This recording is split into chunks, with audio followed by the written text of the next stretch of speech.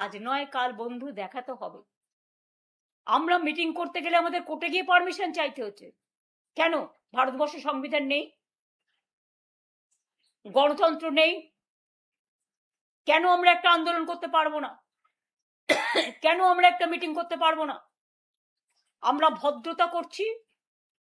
27শে July permission চেয়েছি আমরা পুলিশের কাছে 28শে আগস্টের জন্য।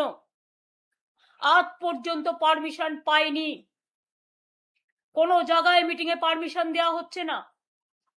কোনো বিয়ে বাড়ি নিলে ভয় দেখানো হচ্ছে, ডেকোরেটরকে ভয় দেখানো হচ্ছে, মাইক ম্যানকে ভয় দেখানো হচ্ছে, এমনকি হোটেলে ভাড়া নিলেও হোটেলের মালিককে ভয় দেখানো হচ্ছে। যাদবপুর ইউনিভার্সিটিতে গিয়ে তাণ্ডব করে এলেন। যাদবপুর ইউনিভার্সিটির র্যাঙ্কিং এ ইন্ডিয়াতে নাম্বার 1 মাথায় রাখবেন। আমার সাথে মতপার্থক্য থাকতে পারে, কখনো কখনো হয়েছে, কিন্তু আমি কোনোদিন ওদের অশ্রদ্ধা করিনি, কারণ ওরা আমার বন্ধু। ছাত্রছাত্রীরা ওরা যখন অনশন করছিল আমি ওদের কাছে ছুটে গিয়েছিলাম।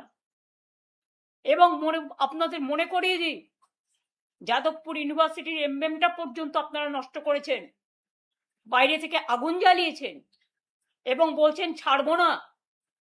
প্রেসিডেন্সিতে গিয়েও আক্রমণ করেছেন। 15ই আগস্ট স্বাধীনতা দিবসের দিন আমাদের ছাত্র যুবরা, উপাসনা, প্রিয়াঙ্কা, পাপাইরা গেছিল ময়নারা ওখানে আন্দোলন করতে। যারা আক্রমণ করলো তাদের উপরে জাতীয় পতাকা তুলতে গেছিল, কি দোষ ছিল স্বাধীনতা দিবসের দিন?